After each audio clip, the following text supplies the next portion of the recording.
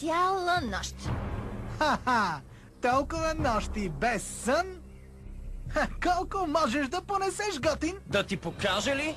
Не, добре. Няма проблем.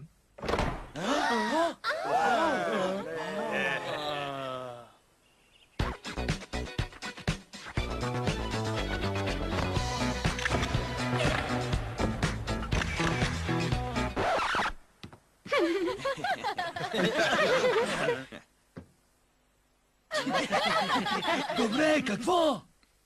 Някой ти е оплескал лицето, готин. Ей, готин мустак. Ей, вижте! Ети е Гвен! Защо се радваме? Толкова съм уморена. Сякаш нямам лице. Толкова сме зле в момента. Добре, наистина Ева беше психо, но поне беше атлет-психо. Ейхо, още веднъж да преговорим правилата. Номер 1. Аз съм капитан на Съюза. Затова аз определям правилата. После второ... Ако нарушиш правилата, в резултат ще те изгонят?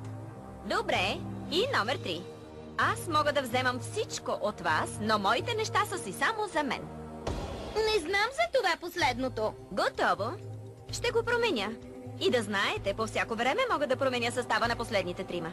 Добре, да се позабавляваме. Хей, умници! Изритахте най-силния си играч. Защо не се предадете направо? Не улучи! Добре, хора, слушайте! Следващото предизвикателство е след 10 минути. Да внесем малко екшън!